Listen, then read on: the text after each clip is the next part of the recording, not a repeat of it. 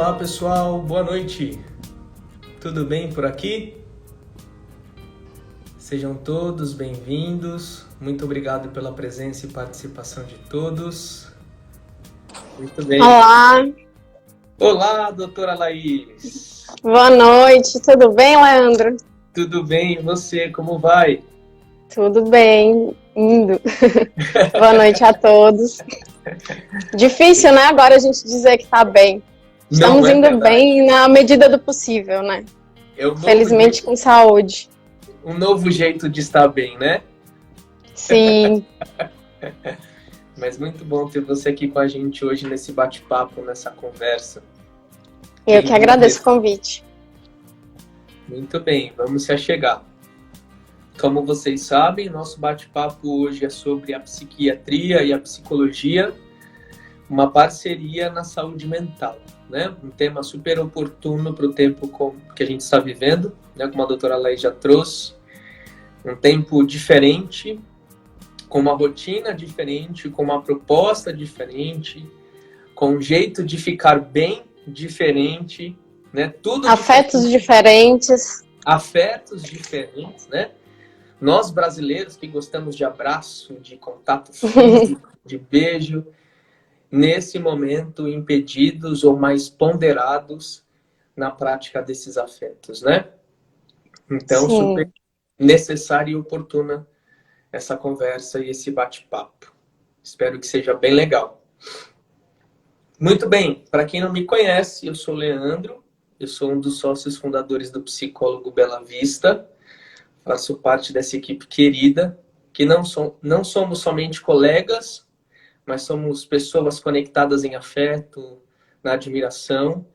É um privilégio, uma oportunidade de fazer parte dessa grande equipe que tem se constituído lá no Psicólogos Bela Vista.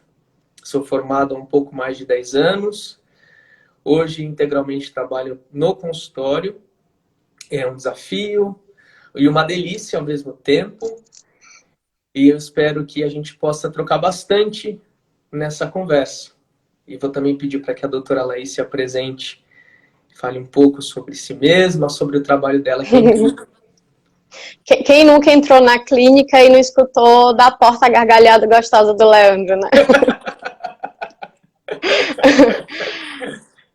Eu sou Laís, eu sou psiquiatra, eu sou piauiense, onde eu voltei agora para morar em Teresina, mas continuo indo e trabalhando em São Paulo, né, mantendo alguns pacientes no consultório, que agora está interrompida por conta da pandemia, infelizmente.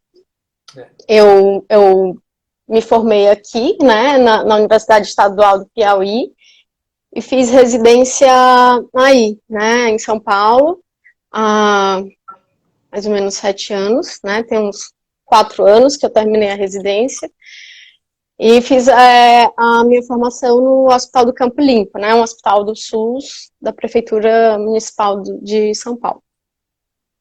Muito bem. Eu e a doutora Laís nos conhecemos lá no CAPS, com a especialidade em álcool e drogas, e foi uma parceria muito legal, né? Sim. Trabalhamos juntos lá há alguns anos. O Homero também trabalhava lá, a Larissa, e foi construindo uma amizade, uma parceria, e isso transbordou do CAPS, porque nem eu e nem ela hoje trabalhamos lá, mas a parceria, o trabalho continua. Então foi uma construção antes do consultório, né? Já fazem alguns anos que nós trabalhamos juntos. Eu tenho a oportunidade de trabalhar com a doutora Laís, uma médica super estudiosa, engajada, humana, gente boa. Ah, obrigada. Somos todos, né? Gente boa pra caramba. Muito bem. Aproveitar que a gente já fez essas apresentações. Vamos conversar um pouco, Laís, as diferenças da psiquiatria e da psicologia. Acho legal se apresentar um pouco sobre a psiquiatria, ainda muito estigmatizada, muito vista como coisa de doido, coisa de maluco, né? E é muito mais que isso, né? Aliás, quem é inteiramente saudável, né? Quem não é um pouco maluco, né? Todos nós somos um pouquinho malucos. Então, a psiquiatria é para todo mundo. Mas é muito mais que Sim, isso. que chato, né? Se fôssemos todos normais. Então, falando um pouquinho, né, do link entre as duas, né, são duas áreas da saúde que se ocupam da saúde mental, né, do cuidado dos pacientes no caso da psiquiatria e da psicologia também, né, com transtornos mentais. Obviamente, não se procura só os psicólogos, né, pacientes que estão adoecidos, né, mas por outras condições que você pode falar um pouco melhor depois. Sim. Mas em relação à psiquiatria, é um ramo da medicina, né? Então, somos médicos, temos a formação em medicina, né? São 6 anos de curso, e depois a gente faz a especialização, né? A residência em psiquiatria, e daí são mais 3 anos, pelo menos, né? De formação em psiquiatria geral, que daí pode ser acrescido para algumas subespecialidades dentro da psiquiatria, né, como a psiquiatria infantil, forense, geriátrica, que aí normalmente você acrescenta mais um ano. Ou outras formações que também são possíveis, né, como até mesmo em psicoterapia, por exemplo, né. Então, é uma diferença, grosso modo, muito por conta disso, né, da formação, né, a psiquiatria não faz medicina, é um outro curso, né, e normalmente se ocupa mais da parte orgânica, né, e biológica dos transtornos mentais, né, que os transtornos não são só uma condição neurobiológica e orgânica, né, normalmente são um conjunto de fatores, né, biológicos, psicológicos e sociais, né, e aí a gente fica com o estudo dessa parte, incluindo a questão do diagnóstico, a questão da medicação, quando é necessário, quando convém, né, mas sempre quando dá, quando é possível, a gente procura essa parceria, né, que é tão rica e tão importante para a melhora do paciente, né, um trabalho conjunto que só agrega a todo mundo, né, tanto a gente como profissional, que a gente compartilha e troca muita coisa, muitas leituras, muitas vivências, muita experiência, né, inclusive para o próprio desenvolvimento do tratamento, né? É muito importante essa conversa, essa troca, para a gente ir conversando sobre tudo, né? A leitura fica ampliada, né, do paciente, né? Sim. Nesse aspecto da ciência, nesse olhar do médico, né, dessa parte mais biológica, orgânica, que talvez seja um pouco mais distante da prática direta do psicólogo, né? Muito embora a gente tente estudar e se aprofundar, mas o conhecimento médico ele acaba sendo um pouco mais profundo a esse olhar. Além da capacidade que o médico tem, o ato médico, de prescrever medicações aos pacientes quando necessário, algumas patologias, né? Então, basicamente, a psiquiatria, para ver se eu entendi, doutora, a psiquiatria, então, é uma especialidade médica, né? Você faz lá 6 anos, e você presta uma prova de novo, aquela prova querida que os médicos amam, bem difícil, né? Para tentar uma especialidade. E a formação em psiquiatria, então, tem uma duração mínima de 3 anos, podendo ser acrescida dependendo da necessidade que o médico encontre, né? Ou da especialidade que ele queira ter na sua atuação, né? Isso, mas para atuar como psiquiatra, pelo menos 3 anos, né? O restante é quando você quer ir para outras áreas, né? Suas especialidades, né? Infantil, forense, a própria psicoterapia, né? Tem, acho que, o L4 para formação em psicoterapia. Tem, psicoterapias breves, né? Isso quando você não quer seguir em outras linhas também, né? Como que é possível psiquiatra, né? A minha formação, a minha residência tem uma base psicanalítica, né? E eu resolvi seguir um pouco por essa linha, né? Então, estudo psicanálise também, né? Olha aí, tá pensando que é fácil? Viu só como o médico rala, minha gente? Não é fácil, dar não. conta, né, da saúde mental das pessoas é muito difícil, né? Então, requer muito estudo. Muito bem. Bem, eu vou falar um pouco da psicologia. A psicologia também é uma ciência, né? Uma ciência nova, até tem regulamentada há menos de 100 anos. Então, é uma ciência que está em desenvolvimento, em franco desenvolvimento. Eu também me formei já faz algum tempo, né? Como eu disse, um pouco mais de 10 anos. O estudo da psicologia ele acontece em 5 anos, a formação, né? Em psicologia, você estuda por 5 anos. E aí você também faz outras formações, ou uma residência, ou outras especialidades, né? Como a psicanálise. O psicólogo ele pode fazer um curso de formação em psicanálise, outras abordagens. Tem TCC, Gestalt, Fenomenologia, uma multiplicidade de leituras para ajudar, ou melhor, para contribuir no atendimento aos pacientes que se encontram de alguma forma em sofrimento, isso se tratando da clínica, mas a psicologia é gigante, né? Existe o psicólogo hospitalar, existe o psicólogo escolar, existe o psicólogo organizacional, psicólogo especialista em trânsito, tudo que você possa imaginar, onde existe gente, onde existe comportamento humano, existe uma necessidade possível desse olhar que o psicólogo, o psiquiatra tem.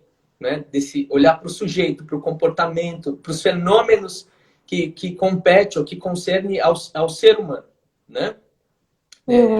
É bem gigante o trabalho também do psicólogo. E dentro da saúde mental, né, que é uma especialidade, um espaço de atuação, não só a psiquiatria ou a psicologia, existe também uma multiplicidade de papéis, né? Terapeuta ocupacional, como a Larissa, enfermeiros, assistente social, assistentes sociais, educador educadores físico. físicos, pedagogos, enfim, muita gente pode e compõe também a equipe em saúde mental, né? E a saúde mental, como a doutora Laís já trouxe um pouco, né, já explanou, são sofrimentos que acontecem nas nossas emoções, na nossa mente, né? Diferente de talvez uma dor no braço que a gente faz um raio-x e a gente vê lá, tá um nervo inflamado, ou tem um osso quebrado. A saúde mental, ela tende a entender ou compreender e a nomear esses sofrimentos, né? E de alguma forma providenciar o acolhimento, o tratamento a esse sujeito, tentando ajudá-lo a reestabelecer a sua saúde, né? Ou aliviar o seu sofrimento. Muito bem? Isso mesmo. Muito Muito bem. bem. E que a gente sabe que, para além desse período agora da pandemia, né, que a frequência dos transtornos mentais tem aumentado muito, né?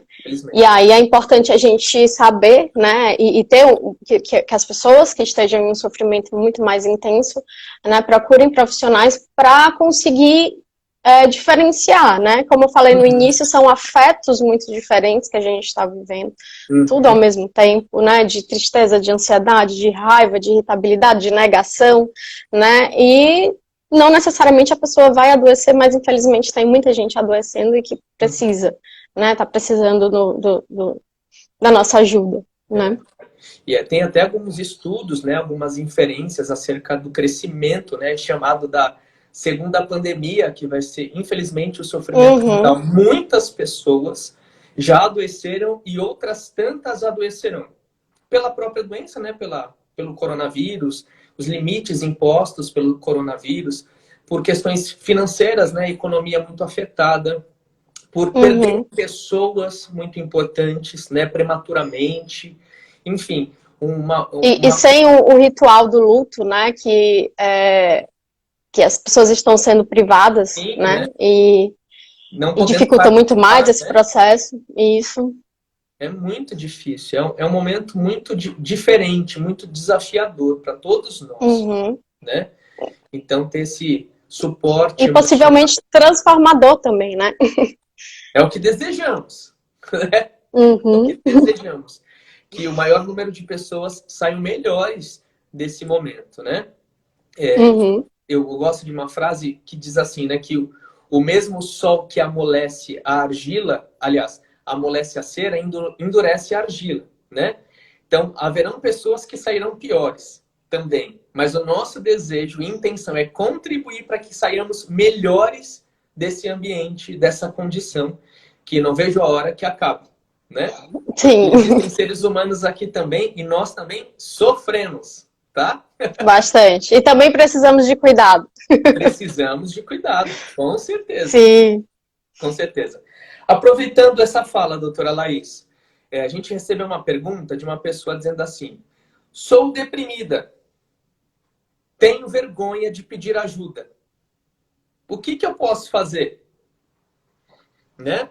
Às vezes a pessoa está lá em sofrimento mental, vivendo uma dificuldade, né? Ela se identifica, não sei se ela tem um diagnóstico, mas ela se diz deprimida, mas tem vergonha de pedir ajuda, né? E que isso é importante, né? Separar, né? O que é a depressão, o que ela está chamando de depressão, né? Então, o profissional precisa entender se isso de fato é uma doença, é um transtorno que precisa de tratamento medicamentoso ou não, acompanhamento psicológico, né?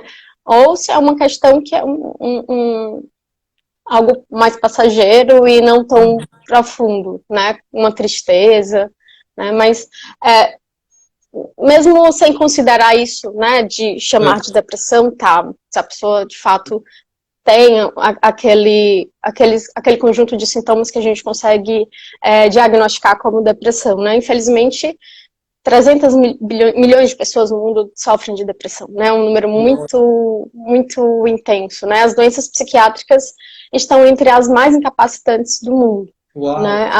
A depressão sendo a segunda, né, causa de incapacidade.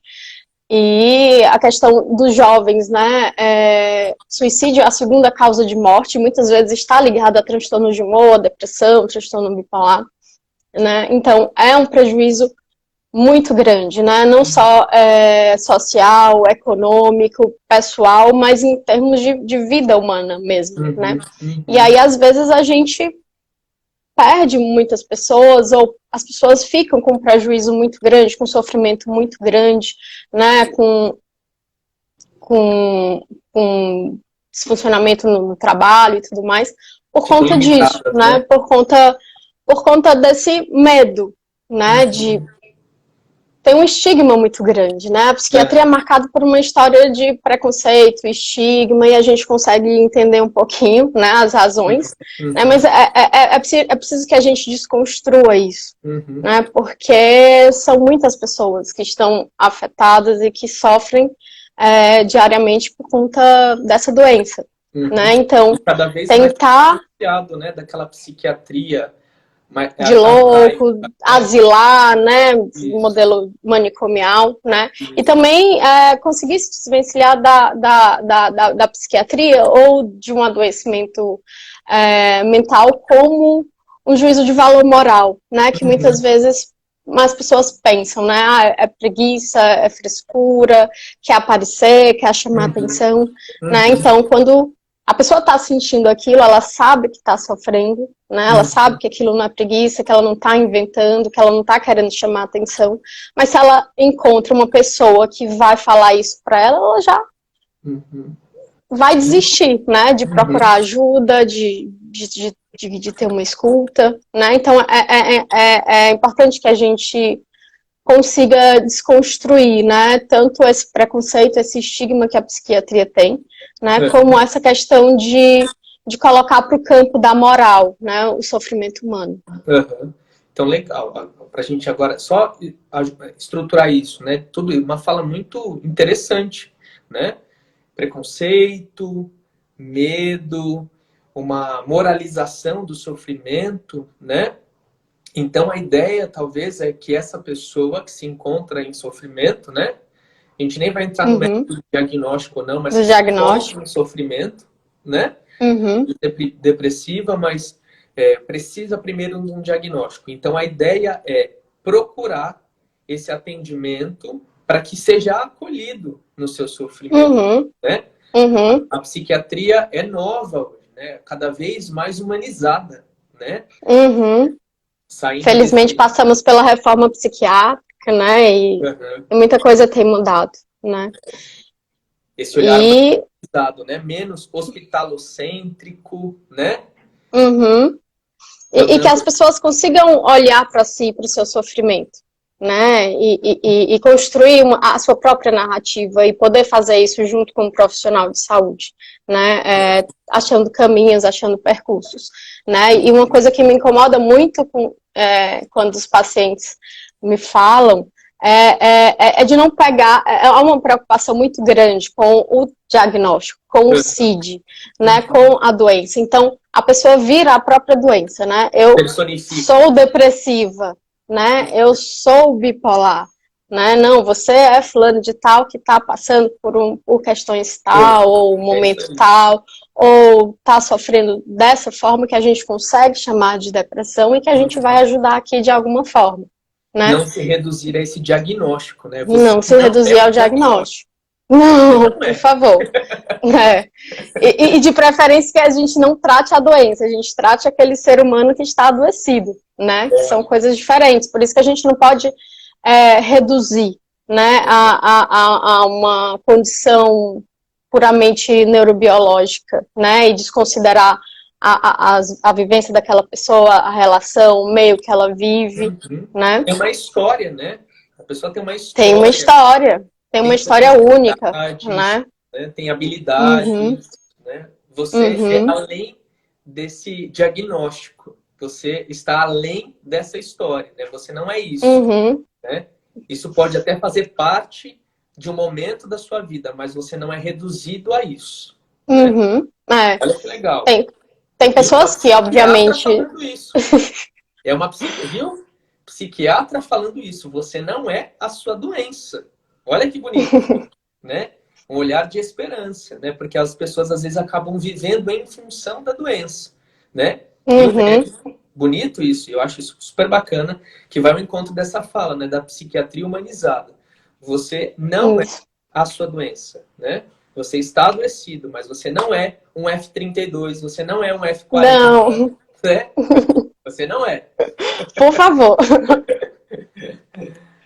Isso acontece muito. Né? É uma questão de organização até dos próprios profissionais, né? Tem a sua importância, né? Mas eu acho que para o paciente não é interessante que ele fique nesse campo. Né? E acontece muito agora, né? Com a internet, a facilidade, que é muito bom que a gente tenha acesso fácil à informação, mas é preciso que a gente consiga separar, né? Senão vai ser todo mundo doente, senão a gente vai estar patologizando todo mundo, a gente vai tender a medicalizar todo mundo, todas as vivências, e não é por aí, né? Então as pessoas vão atrás de diagnósticos, muitas vezes chegam no consultório já, eu vi que eu tenho isso, né? E inclusive eu acho que eu preciso tomar aquilo, a minha vizinha está tomando aquilo, e é disso que eu preciso, né? Então, assim, cada um é um, né? Cada um da gente tem nossa história, tem nosso sofrimento, e a nossa doença, quando ela existe, também é única e tem uma forma única de ser vista e de ser tratada. Né? Ótimo. Mas eu acho que ela fez uma pergunta, né? Porque a gente ficou muito em torno do diagnóstico. E aí ela falou outra coisa? Não, ela falou assim que ela tem vergonha. O que ela faz com isso? É um pouco de receio, né? De procurar ajuda em função, talvez, do estigma que ela possa sofrer em função da depressão, né? Isso, então assim, olhe para você, valorize seu sofrimento, né? Queira ficar bem.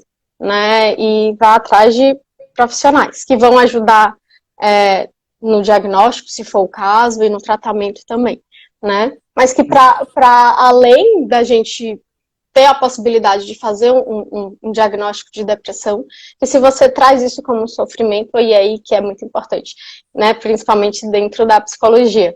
Né? Vá olhar para você, vá saber o que é isso que você está sentindo, vá se implicar com o seu sofrimento, né? E se fortalecer para aprender a lidar com isso ao longo da vida, né? Nem todo sofrimento precisa ser medicado, né? Acho não, de forma alguma. Essa é uma ideia que talvez visite as pessoas, né? De que eu estou sofrendo, tem um remédio para isso? Nem todo sofrimento precisa ser medicado. Né? A gente precisa sair dessa ideia fácil e rápida, né? Eu tô sofrendo por um desequilíbrio neurobiológico puramente e me dá aí um remedinho que eu preciso aliviar rápido isso que eu estou sentindo, né? E não é isso, a gente precisa falar sobre o nosso sofrimento, precisa ser construído, precisa ser narrado, e aí a partir daí a gente vai ajudar, né, nesse processo de alívio do sofrimento. Né? Isso, e não só de alívio, mas também de dar estruturas, dar meio para aquela pessoa de sustentar melhor essas coisas que fazem parte da vida, né? Porque o adoecimento, normalmente ele tem causas, né? E nem toda causa é neurobiológica. Existe, talvez, um sofrimento, uma demanda de angústia que precisa ser nomeada, né? Medo de quê?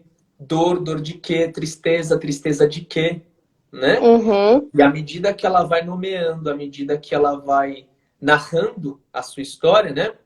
Os insights vão acontecendo, as mudanças comportamentais, né? Até o entendimento do sofrimento vai gerando o alívio e vai gerando do alívio uma mudança no ser e no estar da pessoa, né? Isso mesmo. Esse é o objetivo, eu acho, fundamental da nossa clínica, né? Óbvio que tem as pessoas que têm transtornos que têm uma base muito mais neurobiológicas, né? Desde o nascimento, que são condições que são para a vida toda e que provavelmente vão precisar, sim, ser medicados e provavelmente para o resto da vida, né? A gente só precisa saber separar as coisas e saber construir um diagnóstico, né? Para a gente não ficar patologizando condições da vida, né? Sim. Sofrimentos. Ótimo. Não patologizar situações da vida, né? Sofrimento faz parte da vida. Não precisa ser toda a sua vida, mas faz parte da vida, né? E a gente precisa saber sustentá-lo, né? Aguentar e fazer alguma coisa disso. Porque normalmente os sintomas estão aí para serem ouvidos, né? E precisam disso. Para que a gente consiga se mobilizar de alguma coisa, de alguma forma, né? É algo que eu sempre digo para o paciente. Tá um sofrimento muito grande, está muito sintomático, precisa de uma medicação, porque dessa forma não dá, né? Porque a pessoa não consegue nem ter condições de fazer uma terapia, mas os sintomas estão aí para ser ouvidos, eles estão querendo dizer alguma coisa, e a gente não pode simplesmente abafá-los, né? Legal, doutora. Essa é uma que eu acho que vale a pena a gente começar, explorar também, né? Qual que é o limite, né? Nem todo sofrimento ele precisa ser medicado, mas qual que é o limite? Quando a medicação se torna necessária? Existe um momento em que, olha, tá aí, não dá mais, né? A gente precisa medicar. Qual que é o limite? Você consegue dar um panorama pra gente do momento em que isso se torna necessário? Eu acho que quando a pessoa está com um sofrimento muito intenso, né? E aquele sofrimento intenso está causando prejuízos em diversas áreas da vida da pessoa, né? Tá tornando a pessoa tá disfuncional, né? A pessoa não consegue fazer aquilo que precisa fazer, não consegue dormir, não consegue comer, né? Que são duas funções importantíssimas pra gente, né? As funções vegetativas de sono e de apetite, que muitas vezes são profundamente alteradas, tanto para mais quanto para menos, né? Nos transtornos. A pessoa não consegue estudar, a pessoa não consegue trabalhar, a pessoa não consegue nem raciocinar muitas vezes, né? Porque quando começa, então, a afetar a vida diária da pessoa, né? Isso. Comer ou dormir. Quando torna a pessoa disfuncional, né? Dentro daquele normal daquela pessoa, né? Quando, então, começa a ter prejuízos em coisas que eu fazia tranquilamente, naturalmente, aí talvez seja a necessidade, ou seja, espaço oportuno para uma intervenção medicamentosa. É isso? Isso a gente falando mais dos neuróticos, né? Dos transtornos de humor, da ansiedade, da depressão, né? Que é um pouco diferente dos pacientes mais psicóticos e que tem outros sintomas que daí a gente quase sempre precisa medicar, né? Também não precisa muitas vezes barrar completamente, bloquear, né? Nem a gente consegue todos os sintomas, mas são pacientes que têm um risco muito grande, né, de agredir a si mesmo, agredir os outros, de se colocar em risco. Né? Então, isso é uma coisa que a gente tem que ficar muito atenta, né? Que se a pessoa se coloca em risco, tem uma chance grande de se colocar em risco ou de colocar em risco outras pessoas. É isso. Tá, legal, ótimo. Né? Os neuróticos são os tidos normais, tá? Os normaizinhos. Somos nós. Somos nós, os culpados, sabe? Pessoa cheia de culpa, cheia de medo, cheia de... Então, esses são os normaizinhos. Normais, entendeu? Porque de pé, tá ótimo. Graças a Deus, ninguém é normal. Isso. Então, de modo geral, né, transtorno de humor, ansiedade, depressão, pânico, aí a gente vai medicando. Isso. Né? A pessoa não vai ficar com ataques de pânico, né? Que pode evoluir para um transtorno de pânico, né? Que começa a ter medo recorrente de ter crise, de ter ataque de pânico, deixa de fazer coisas que são importantes, deixa de pegar um transporte público, enfim, né? Deixa de ir para o trabalho e aí não dá para a pessoa ficar assim, né? Precisa de uma medicação e de uma medicação que haja o mais rápido possível, né? É um parceiro no tratamento, né? O tratamento não é reduzido à medicação. Ele é um parceiro importante, mas o tratamento é maior. Por isso a gente está falando dessa parceria, né? Na saúde mental, a psiquiatria, a psicologia e outras áreas que colaboram nesse trabalho. Tá? E, inclusive, aqui a Ingrid, né, que é uma excelente nutricionista, falou aqui, eu não consegui ler muito bem, né, mas aproveitando o gancho de implicar também o paciente no seu tratamento, né, porque a gente sabe que tem pilares que são importantíssimos, né, para a saúde mental do paciente, para a melhora do paciente, tanto para a prevenção quanto no tratamento, né, que é a responsabilidade do paciente, né, e ao momento do paciente ficar ativo, né, não ser passivo, né, no seu tratamento, de que aquela pessoa que é medicada ou que vai ser só ouvida, então, assim, vamos cuidar da alimentação, que é importantíssima, atividade física, o sono, né, então, assim, a importância também não só de todos os colegas trabalhando junto, mas a importância do próprio paciente no seu tratamento, né? Sendo agente ativo, né? Não passivo dentro do seu tratamento. É paciente só no nome, mas na vida é o ator, né? Sim. Faz parte integral do tratamento. O paciente é a peça mais importante no processo de tratamento, né? Sim. Você é um atuante. Quando nós somos o paciente, nós contribuímos no processo, né? Claro que os profissionais trazem o seu conhecimento, mas isso é construído junto com o paciente, né? Muito bem. E a nutricionista, né, também pode e deve compor parte do processo de tratamento. A alimentação exerce um papel absurdo na nossa saúde mental. Os transtornos, né, mentais, a depressão, a ansiedade está cada vez mais ligada como também uma forma de uma doença não só neurológica e para aquelas outras áreas que a gente disse, mas uma doença sistêmica também. Né? Muitas vezes a grosso modo, vamos falar assim, um fruto também de um processo inflamatório, né, de aumento de cortisol e de diversas substâncias que promovem esse adoecimento e que tem muito a ver com o nosso estilo de vida, né, com nossa alimentação, com o sedentarismo, né, que aí é uma bola de neve, que não só ocasiona obesidade, diabetes, pressão alta, mas também depressão.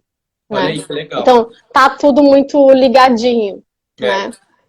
Olha aí, veja só, outro profissional para a gente procurar, né, com mais intensidade, os nutricionistas, que exercem um papel tão importante, não só na questão alimentar, mas trazendo um impacto na nossa saúde mental, né?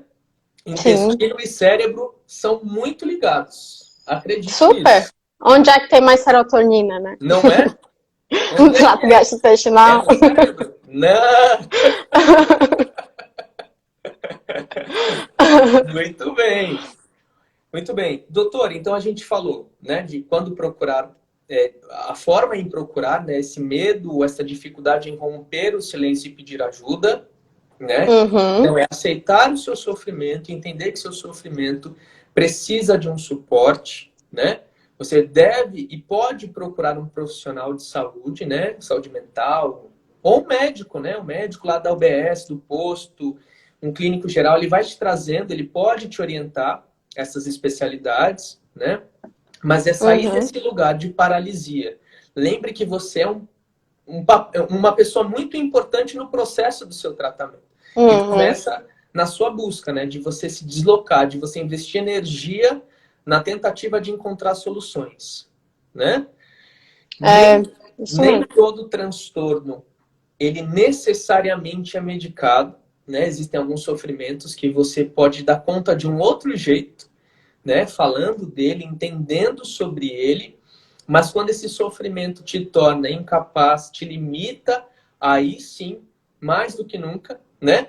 Você pode receber uma medicação que vai te ajudar, uma parceria extra no processo de entendimento e do enfrentamento desse sofrimento, né? Isso mesmo. Pode. Exceto quando a gente já falou também de patologias que traz um pouco mais de prejuízo, né? Esquizofrenia, autismo, ou pacientes que têm transtorno bipolar, borderline, né? Que são transtornos que demandam um pouco mais de cuidado, sobretudo no começo, né? No entendimento, né? Do tratamento. Precisam desse suporte. Doutora, toda medicação psiquiátrica causa dependência? A pergunta mais feita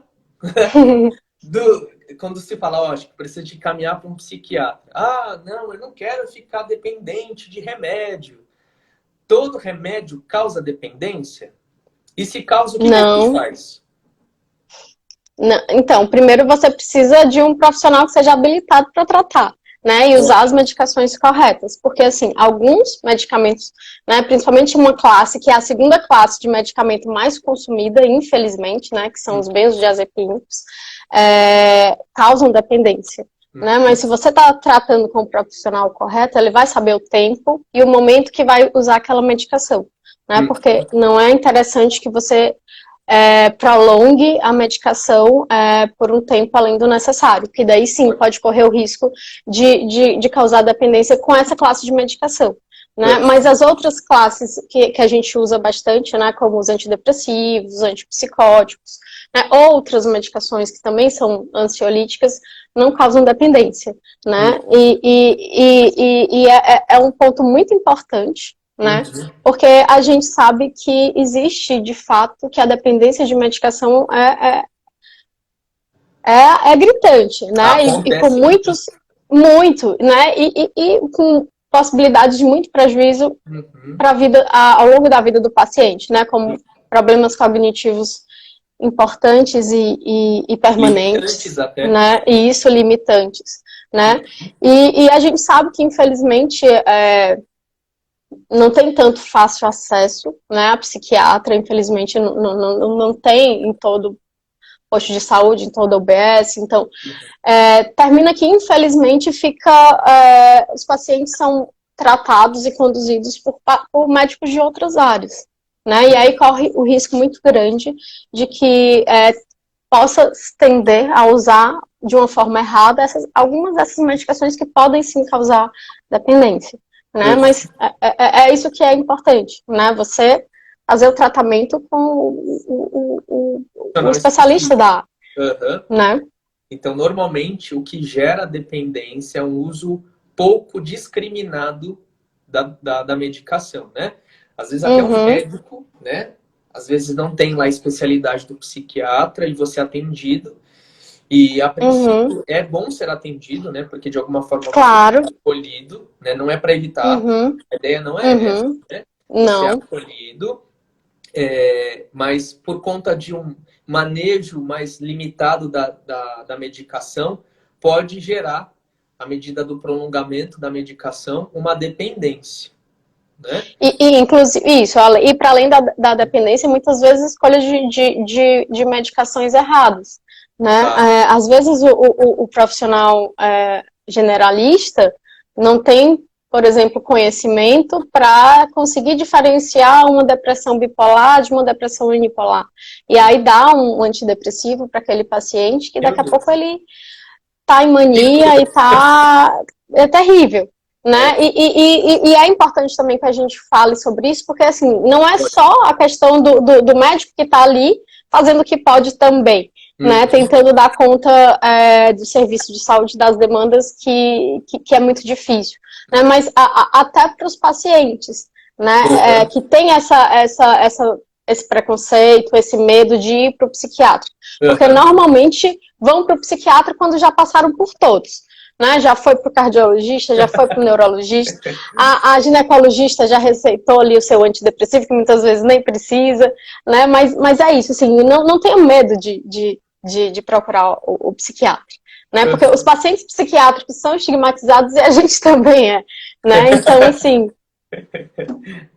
E olha só, vamos procurar o profissional correto. O impacto que isso traz. Sim, impacto, muito né, grande. Traz por medo, por medo, por estigma, não procurar um psiquiatra, você acaba recebendo um tratamento, né? A gente chama de subtratado, né? Você é subtratado, porque é interessante a gente dizer, né? Não é porque a pessoa é médica que ela sabe de tudo. Imagina a complexidade. É justamente para que haja uma profundidade no tratamento que existem essas divisões, né? É muito complexo você tratar o corpo humano, os ajustes e os desajustes. Então, existem as especialidades para, inclusive, dar esse suporte mais especializado.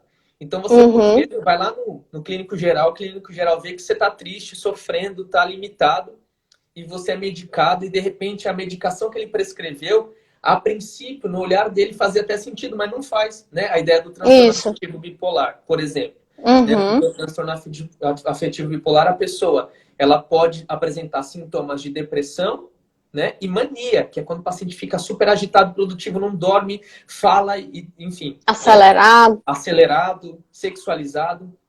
Mas existe um momento em que ele está deprimido. E se ele é medicado para depressão, o que vai acontecer? O humor dele vai lá em cima. E ninguém corre o risco de ter uma virada, né? Né? E você está sendo subtratado. E é uma parte muito importante do tratamento é a psicoeducação, né? Porque, assim, os pacientes são leigos, eles não vão saber do prejuízo de fazer o uso contínuo e crônico daquela medicação. Porque, assim, todo mundo gosta de usar calmante, todo mundo gosta de usar benzodiazepínico, né? É prazeroso. Aquela questão da solução rápida para o meu sofrimento e para a minha dor, né?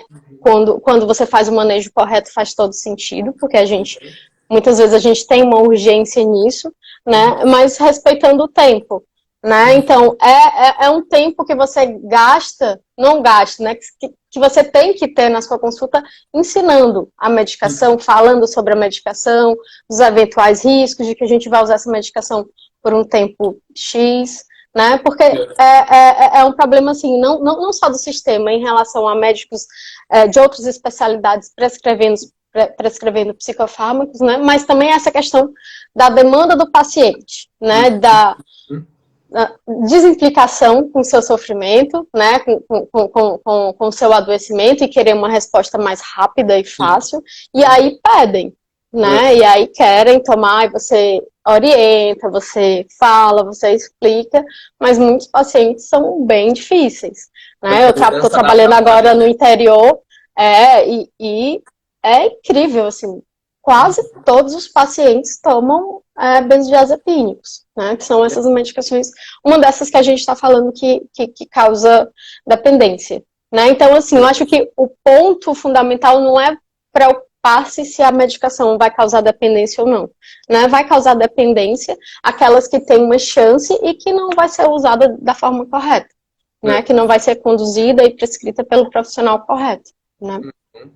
Porque mesmo os benzodiazepínicos, quando eles são supervisionados pelo profissional, né, você vai controlando isso, né? Você vai eles são importantíssimos. Eles têm um papel importantíssimo, mas quando você é acompanhado por um profissional como um psiquiatra, ele vai saber manejar isso, né? Evitando a possibilidade, ou supervisionando essa questão da dependência, né? Ajudando você a lidar com essa dinâmica. Porque possível isso não significa que não seja tratável também, né? Ainda que você esteja dependente, existe a possibilidade do tratamento. para você Sim. se livrar disso, né? Para você experimentar Uhum. uma vida sem a dependência dessa medicação, né? Isso Então, mesmo. não trate com qualquer pessoa. A ideia é essa, né? Porque de repente você melhora uma coisa e ganha um presente, uma dependência farmacológica. E nós que já trabalhamos no CAPS de dependência química Sim, sabemos, né, o muito. tanto que é frequente, o quão difícil é tratar Uhum. paciente dependente de benzodiazepina, né? Uso indiscriminado da medicação, enfim. Por isso é Uhum. extremamente importante você procurar profissionais especializados, tá? Isso mesmo. E nesse trabalho, né, que o psicólogo pode e coopera, né, nesse sofrimento, né? A ideia de, por exemplo, um paciente que precisa de psicoeducação, né, dele se implicar, exemplo, a ansiedade, o desconforto, né? Nem todo paciente ansioso necessariamente precisa ser medicado. Então, no processo psicoterapêutico, às vezes a gente pode impedir de maneira positiva o uso da medicação Uhum. por meio Uhum. de técnicas no entendimento da doença, né, do que te gera ansiedade, enfim, numa mudança É de vida. essa, desculpa, essa é a parte, é uma das partes super importantes do trabalho em conjunto com o psicólogo, né? Quando a gente conversa com o psicólogo, quando a gente consegue discutir, né, sobre aquele sintoma do paciente, a gente consegue até prever, né, o tanto de medicamento que a gente precisa, né? Que a gente sabe que os sintomas mobilizam e que são importantes, principalmente dentro do processo terapêutico, né? Ah, ele está mais ansioso, ele está mais deprimido, porque a gente está trabalhando determinadas questões na terapia e é normal, é esperado que sinta isso, né? Sim. Então, assim, tá controlado, tá tudo bem, não precisa aumentar, não precisa fazer ajuste, ele dá conta, né? Uhum. Ou o contrário, não, o paciente está muito mal, está em sofrimento muito grande, está tendo crises muito frequentes, vamos pensar em fazer um ajuste, vamos pensar em aumentar a dose, né? Então, a questão do acompanhamento em conjunto, né, até para a própria proposta terapêutica, né, até em relação ao manejo da medicação, é muito importante, Sim, né? ajuda, né? Você pode Super. evitar o uso da medicação Uhum, sem a necessidade, né? uhum. Você não Ou vai os ajustes, né? ou Ou o ajuste. aumento, ou colocar mais medicações, né? Isso, ótimo. Entendeu? Então, essa é a ideia, né? De tentar entender o teu sofrimento, né? O psicoeducativo, ajudar o paciente a entender a dinâmica desse sofrimento, para que ele também não fique buscando respostas mágicas, né? Opa, doutora, tô ansioso, aumenta a minha dosinha aí. Doutora, não Me tô dá um conseguindo Rivotril? não tô conseguindo dormir. Me dá um remedinho para dormir, né? Quando Uhum, às vezes pode ser feito um ajuste na própria dinâmica da pessoa, no estilo de vida, entendendo um pouco do sofrimento e não necessariamente recorrer à medicação. Medicação é importante, uhum, mas o uso indiscriminado dela traz sim uhum, prejuízos, né? uhum. Muito bem. Isso mesmo. Enfim, deixa eu ver aqui o que é mais, que uma pessoa fez uma pergunta. Deixa eu ver se eu entendo. Malu Pantera. Vamos lá. Os atendimentos online. Malu? Beijo, Malu. Olha aí, Malu. Os atendimentos online que estão surgindo. Muitos profissionais atendendo grupos de pessoas ao mesmo tempo por conta da pandemia. Enfim, como deve ser feita a busca por ajuda neste momento? Né? De fato, existem essa modalidade de atendimento em grupo que é eficiente, sim, que existe uma dinâmica incrível que acontece nos grupos. Às vezes as pessoas têm um pouco até de preconceito. Ah, mas todo mundo vai me ouvir, todo mundo... Mas existe uma dinâmica incrível que é feita nos grupos. O Homero tem feito um trabalho incrível, inclusive, com grupos Muito terapêuticos. legal. E tem, assim, resultados muito legais, né? O grupo, ele é muito importante. É uma técnica, não é uma coisa aleatória, né? Não é um ajuntamento de pessoas, não. Existe manejo, existe entendimento. E é, sim, uma técnica muito efetiva e que tem sido, assim, super usada nesse momento, dada ao sofrimento que nós estamos expostos na pandemia. Esse é um jeito de tratamento. Mas se você não se identifica, se você percebe que é difícil essa proposta, né? Procure os profissionais que estão dispondo do atendimento online, inclusive os médicos. Hoje, o Conselho de Medicina liberou a telemedicina e alguns médicos aceitaram esse desafio, porque não é fácil, tá? Atender Uhum. online é algo maluco para a gente, porque nós precisamos olhar, sentir. Médico, às vezes, precisa palpar, tocar o paciente. E eles estão aceitando esse desafio de atender online. Então, se você não se enquadra nesses grupos de atendimento, procurar profissionais capacitados, isso é muito importante, se possível, referenciados, né? Existem várias formas de referência hoje, o Google mesmo, as pessoas vão colocando lá as qualidades dos profissionais, você pode se referenciar por ali, ou profissionais que são indicados por pessoas que vocês confiam e que estão exercendo esse atendimento via online, né? Não sei se a doutora Laís tem feito os atendimentos online. Tenho sim. Uhum. Tem uns pacientes daí da clínica, Sim. né? Como eu tô aqui em Teresina, então é impossível eu atendê-los presencialmente, então a gente está dando segmento online, né? E a clínica, né? O contato que eu trabalho aqui também tá fechado, então os pacientes daqui também estão fazendo acompanhamento dessa forma. Né? Como você disse, é difícil, a gente perde muita coisa, né, do contato do paciente por essa via, mas é o que é possível, né? E tem o seu efeito, né? Também. Sim, sim. Eu prefiro muito o presencial, né? Acho Eu que também. vários profissionais têm preferido o presencial, mas é um recurso que tem nos ajudado, né? Uhum. Atendido a algumas necessidades, então existem os profissionais que estão atendendo. A doutora Laís está atendendo, eu estou atendendo, o nosso consultório, o Homero, o Fernando e os outros profissionais têm feito, sim, os atendimentos via online. E devem existir outros, certamente existem outras pessoas que também são capacitadas, gente boa, profissional, que tem realizado esses tratamentos e esses atendimentos. Então, procure pessoas que são preparadas para atender a sua demanda, tá? Muito bem. Ó, a Letícia, nunca vou cansar de ouvir essas duas pessoas maravilhosas. Ah, que fofa. Fala, Letícia. Obrigado, viu? Um abraço, querida. Bom Um saber que você abraço. está bem. Muito bem. Atriz maravilhosa. Uma atriz e tanto, né? Vai ganhar os Uhum. palcos das Broadways da vida. Muito bom. Muito bem. Ó, a nega, acho que é assim, também prefere presencial. Ó, eu vou compartilhar, eu também prefiro, né? Mas imagine se nós não tivéssemos essa condição, esse recurso online, como estariam as pessoas nesse momento, né? É um trabalho. Precisando de escuta e sem ter, né? É, é. Olá, a doutora Laís. Laís, se possível, deixe o seu contato. A gente vai passar já já os contatos, tá? Fica ligado para você receber o contato da Laís. Certamente ela vai, na medida do possível, acolher todos quanto couber na agenda dela. Ai, Leandro. Muito bem. Doutora Laís, deixa eu ver aqui uma pergunta. A gente falou de tanta coisa que eu estou tentando aqui encontrar. É uma pergunta legal aqui que se encaixa. Deixa eu ver. Ansiedade. Tá lá. Tenho me sentido mais ansioso nesse período. Comido demais, dormido de menos. Trabalhando demais, comendo de menos.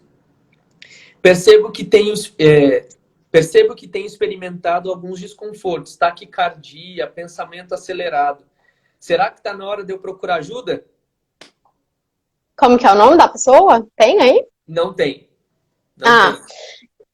Provavelmente sim, né? Eu acho que para além da ansiedade, a ansiedade é algo normal, algo que a gente tem que ter, né? É um mecanismo de defesa nosso, né?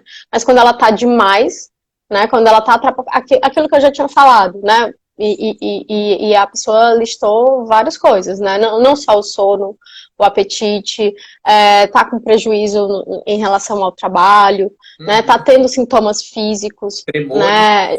Tremor, taquicardia, né? Uhum. Não sei se de repente ataques de pânico, né?